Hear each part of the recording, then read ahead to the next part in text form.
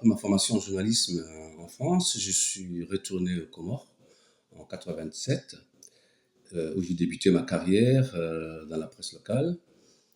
2 ans après arrive la chute du régime du parti unique et donc la fin du monopole de l'information par l'État. Et du coup, j'ai eu cette chance de me retrouver avec d'autres collègues qui avaient tout à fait l'intention de créer autre chose, une alternative.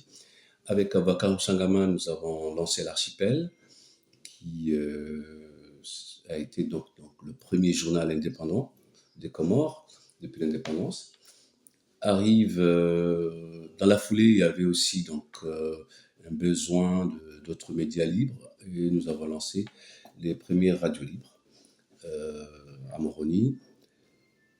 Par la suite, j'ai travaillé avec des médias à l'étranger, notamment avec Radio France Internationale, dont j'étais le correspondant pendant plus de 10 ans.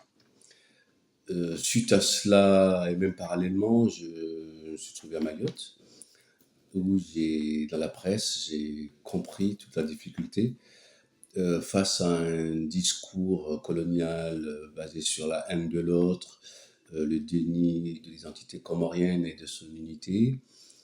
Et avec d'autres collègues que j'ai rencontrés là-bas, Rémi Carayol et Lisa, nous avons choisi de lancer un journal contrecarrant ce discours dominant. Et donc, c'est le premier journal créé en 2005, Kashkazi, qui se réclamait véritablement des 4 îles, puisque nous avons décidé de couvrir l'ensemble de l'archipel. Mais ce parcours-là, professionnel, est marqué quand même par mes propres convictions, puisque je peux dire que depuis le collège, en tant qu'adolescent, j'ai rejoint une dynamique qui était là à Moroni, de jeunes, un courant de jeunes qui se réclamaient d'une Somanuménie.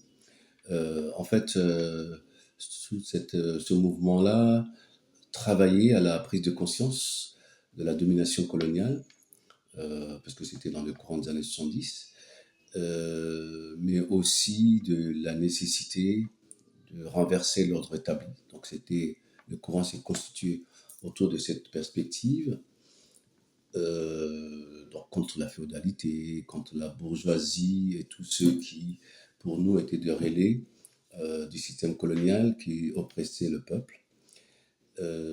Malheureusement, ce mouvement, qui a quand même donné quelques résultats, puisqu'il y a eu le Front démocratique qui en est issu, n'a pas pu aller jusqu'au bout de sa mission. Il s'est explosé un petit peu au cours de son histoire, mais il a permis quand même une formation d'une jeunesse consciente des enjeux de l'archipel.